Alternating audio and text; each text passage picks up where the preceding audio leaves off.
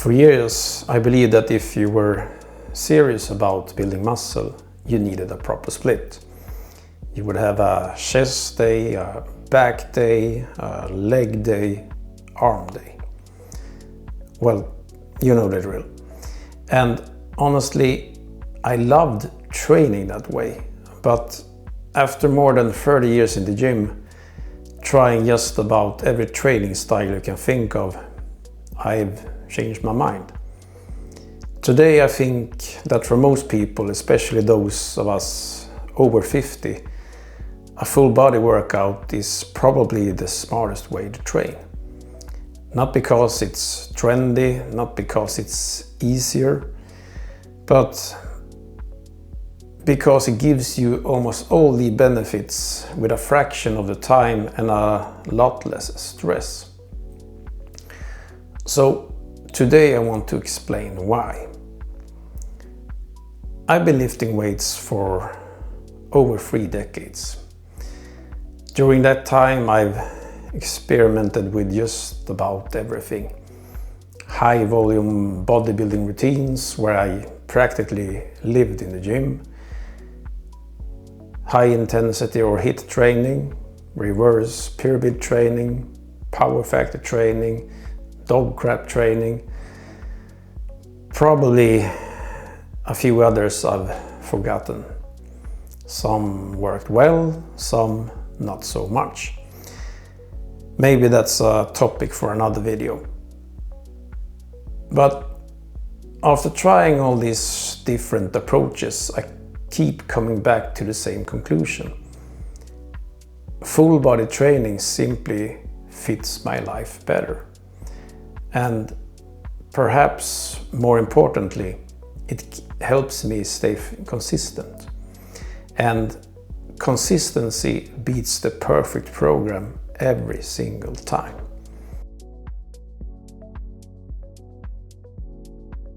Let's start with the obvious one, time.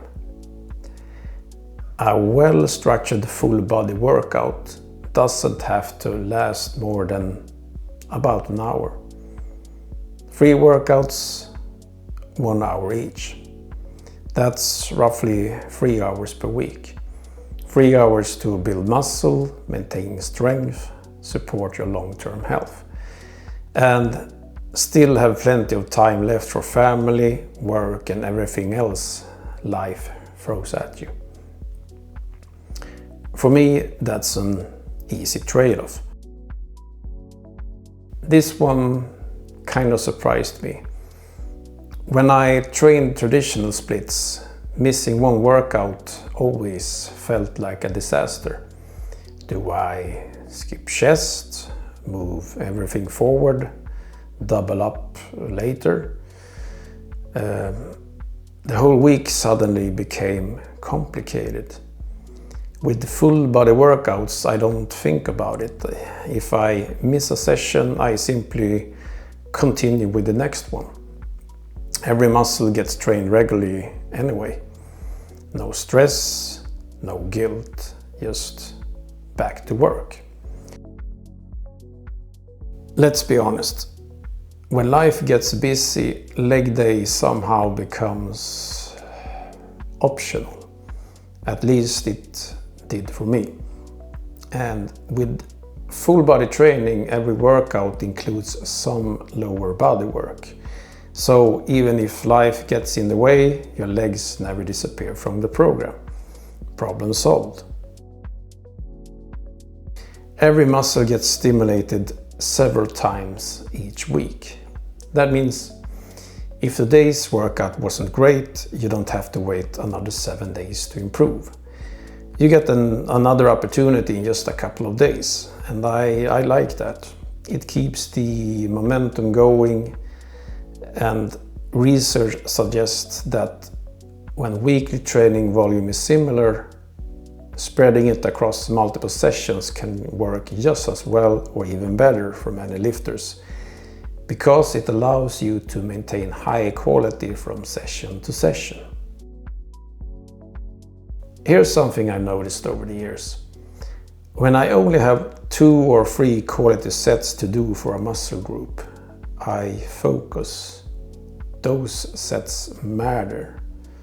I push hard.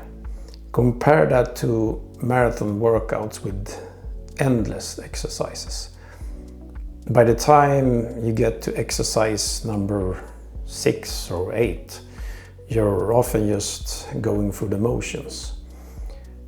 For me, it's less volume per session usually means better effort. And better effort means better results. Now, could you still make great progress with a traditional split? Absolutely. I'm not saying full body is the only way to train, but as we get older, recovery becomes more valuable. Time becomes more valuable.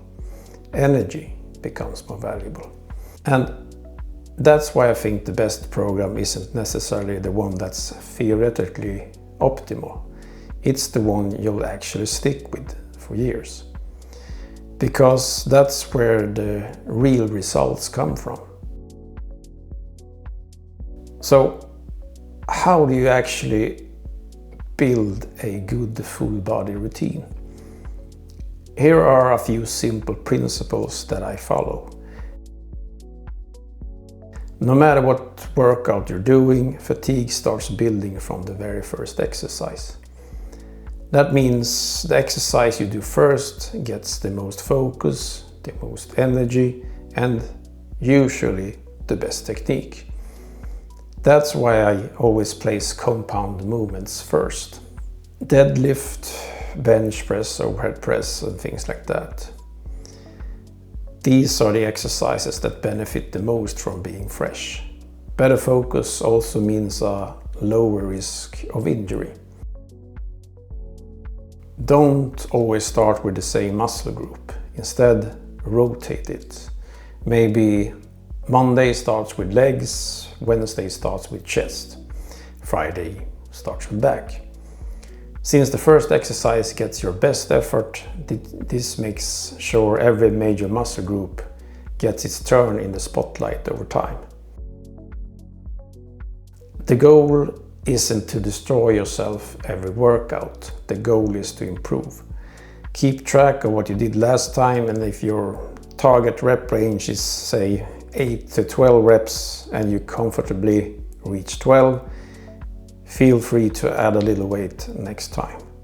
That's progressive overload. It's simple, it's reliable, and it works. And if you train at home, the same principle applies. Use more difficult bodyweight variations. Slow down the tempo, add a weighted rest. There are always ways to make an exercise a little more challenging. You're probably not training for the Olympics, and chances are you don't want to spend half your evening sitting on a bench scrolling your phone. For machine and isolation exercises, I usually keep rest periods under 2 minutes. For heavy compound lifts like squats or deadlifts, give yourself at least 3 minutes if you're training hard. Recover enough to perform well, but don't waste time either.